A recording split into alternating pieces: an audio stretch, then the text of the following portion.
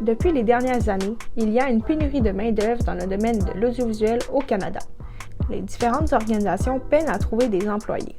Par exemple, dans l'Association québécoise des techniciennes et techniciens de l'image et du son, aussi connue sous le nom de l'Actis 514 IATC, 2500 postes sont restés vacants en 2021.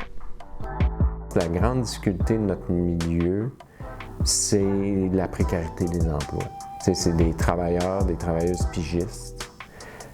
Ces gens-là dépendent d'un contrat à l'autre. Et il y a une certaine insécurité. Alors, il y a certains jeunes où la relève peut prendre d'autres voies que celle de l'audiovisuel pour trouver de l'emploi. La pandémie de la COVID-19 est un autre facteur qui a causé la pénurie de main-d'œuvre dans le domaine de l'audiovisuel. Plusieurs travailleurs ont vu leurs horaires changer dans les dernières années.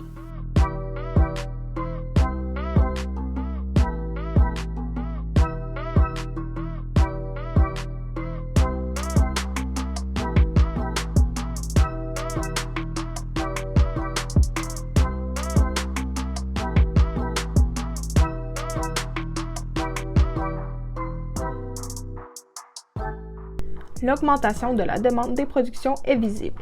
En effet, en 2018-2019, il y a eu 599 productions seulement au Québec, contrairement à 573 l'année précédente. Les productions américaines contribuent aussi à l'augmentation du nombre de productions dans la dernière année.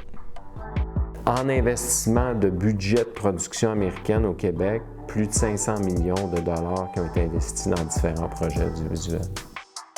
Ce phénomène ne se produit pas seulement dans la province francophone, mais aussi dans plusieurs autres, dont la Colombie-Britannique, qui a vu le nombre de productions exploser en été 2016, a expliqué Geneviève Millard dans un reportage de Radio-Canada réalisé la même année en Colombie-Britannique. La main-d'œuvre actuelle n'est pas suffisante afin de mener à terme et à temps les différents projets. Plusieurs d'entre eux ont dû retarder leur production ou prennent plus de temps que prévu.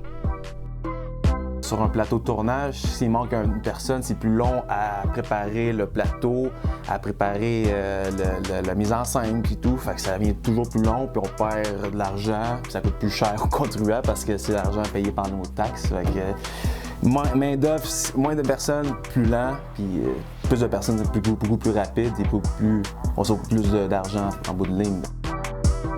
Certains tournages ont commencé sans scénario pour assurer la continuité des éléments de costumes et d'accessoires, a écrit le journaliste Marc-André Lemieux dans le quotidien numérique La Presse Plus en 2021.